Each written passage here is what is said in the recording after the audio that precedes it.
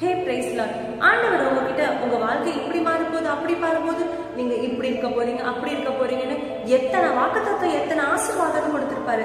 ஆனா அதெல்லாம் உங்க வாழ்க்கையில நடந்துச்சா? இல்ல தானே. இந்த வீடியோ ஃபுல்லா பாருங்க.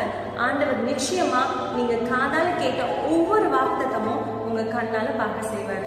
ஆமாங்க, நம்ம வாழ்க்கையில வாக்குத்தத்தத்துக்கு பஞ்சமே இல்லை.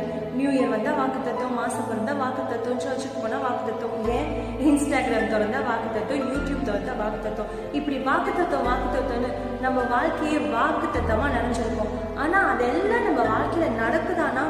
அதுதான் இல்லை. ஆனா ஆண்டவர் போய் சொல்லுகிற தேவன் இல்லை தானே. அப்புறம் ஏங்க அதெல்லாம் நடக்கல? எப்ப அவர் நம்ம வாழ்க்கையில இதை செய்வேன்னு சொல்றாரோ அப்பவே அதுக்கான சாவியை நம்ம கையில தான் கொடுக்குறாரு. ஆனா நம்ம தான் அவர் எதுவுமே பண்ணலன்னு அவர் மேல கம்ப்ளைண்ட போடுறோம். ஆமாங்க, உபாகம் 28:2 சொல்லுது, நீ உன் தேவனாகிய கர்த்தரின் சத்தத்துக்கு செவி கொடுக்கும் போது, எனது செவி கொடுக்கும் போது இப்பொழுது சொல்லப்படும் ஆசீர்வாதங்கள் எல்லாம், அதுதாங்க இது வரைக்கும் ஆண்டவர் உங்களுக்கு சொன்ன எல்லா ஆசீர்வாதங்களும் உன்மேல் வந்து உனக்கு பலிக்கும். இப்ப தெரிந்த சாவி யார்கிட்ட இருக்குன்னு.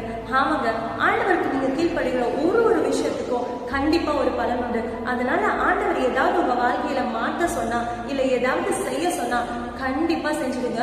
அப்புறம் வருத்தப்படுவீங்க. ஆமாங்க, நம்ம வாழ்க்கையில இதனால என்ன ஆகிட போகுதுன்னு கீழ்படியாம போற சின்ன விஷயத்துக்காக தான் இன்னைக்கும் பெரிய ஆசீர்வாதத்தை எழுதிட்டு இருக்கோம். அதனால திரும்பவும் சொல்றேன், இக்னோர் மட்டும் பண்ணிடாதீங்க. ஆண்டவர் உங்ககிட்ட சொன்ன வார்த்தையை மாற்ற மாட்டார். ஆனா ஆண்டவர் செய்ய சொல்ற விஷயத்த நீங்க மாத்தி செஞ்சிடாதீங்க. ஏன்னா இந்த பைபிள்ல இருக்க வார்த்தை ஏதோ கதையோ இல்ல சினிமால சொல்ற டயலாகோ இல்லைங்க, உண்மை. ருசிச்சு பாருங்க.